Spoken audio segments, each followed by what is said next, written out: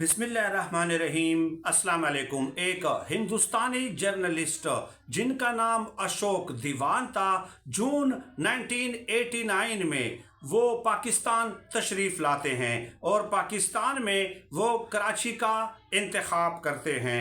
उनका एक डाइजेस्ट था, माहाना डाइजेस्ट, रीडर्स डाइजेस्ट के नाम से। ज़ाहिर है उसके लिए उन्होंने अब्दुल सत्तार ईदी रहमतुल्लाह अलैह का इंटरव्यू कंडक्ट करना था। तो वो जब कराची आए तो उन्होंने एक अजीब व गरीब वाक़या देखा और उस वाक़ये ने उसके दिल पे बहुत गहरा असर किया और उसको बहुत ज़्यादा मुतासिर किया। वो वाक़या ये था कि अशोक दीवान अपने डाइजेस्ट, रीडर्स डाइजेस्ट में लिखते हैं कि मैं जब कराची गया तो वहाँ पे अभी मैंने इंटरव्यू शुरू नहीं किया, यानी मैं अब्दुल सत्तार ईदी के मकान तक अभी पहुँचा भी नहीं था कि रास्ते में डाकुओं और पुलिस के दरमियान मुकाबला शुरू हो गया।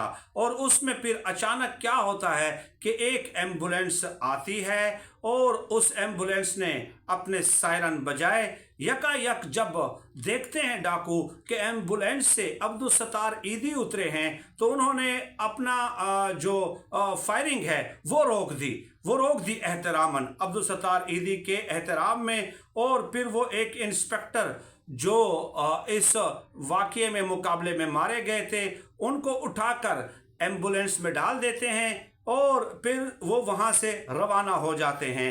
जैसे ही वो वहाँ से रवाना होते हैं एक बार फिर मुकाबला शुरू हो जाता है।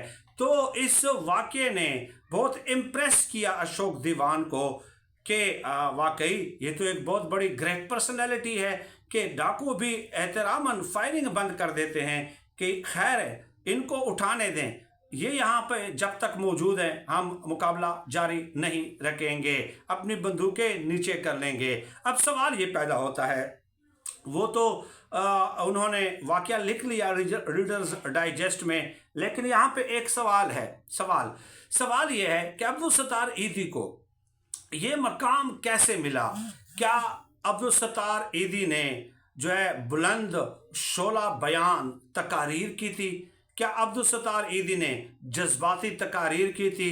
क्या अब्दुल सत्तार ईदी ने कोई सड़क या रोड ब्लॉक की थी? क्या अब्दुल सत्तार ईदी ने एहतजाज किए थे, जलसे जुलूस किए थे, रैलियां निकाली थी, या हुकूमत से मुतालबात किए थे और मुतालबात तस्लीम करने के लिए क्या कोई डेडलाइन दी थी? नहीं, इनमें से एक काम भी अब्दुल सत्तार ईदी ने नहीं किया था, बल्कि अब्दुल सत्तार ईदी ने खामोशी के ज़रिए इंसानी खिदमत का अजीम फरीज़ा सर अंजाम दिया था। और याद रखें इंसानी जो खिदमत है उसका सिला इंसान की मोहब्बत है।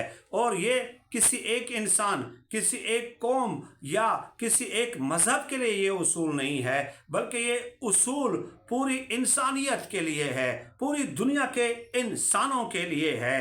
अब जब आप इंसानी खिदमत बेलोस होके सर अंजाम देते हैं तो उसके दो फ़ायदे हैं। एक फ़ायदा तो ये है कि आपको कल्बी सुकून मुयस्सर होता है, आपको दिली सुकून मुयस्सर होता है। और दूसरा फ़ायदा ये है कि लोगों के दिलों में आपकी इज्जत और महबूबियत बढ़ जाती है और उनके दिलों में इस तरह बैठ जाती है कि दोस्त तो दोस्त, दुश्मन भी आपके दोस्त बन जाते हैं। ख़तरनाक तरीन डाकू भी अपने हथियार एहतरामन आपके सामने झुका देते हैं और जब तक आप वहाँ पे मौजूद रहते हैं वहाँ पे वो बंदूक झुकी हुई रहती है। ये है इंसानी खिदमत का सिला और ये है इंसानी खिदमत का करिश्मा। सरदस्त इतना ही अल्लाह पाक से दुआ है कि अल्लाह पाक हमें खल्क़ खुदा के लिए आसानियाँ पैदा करने की तौफ़ीक़ अता फ़रमाए। आमीन या रब्बल आलमीन।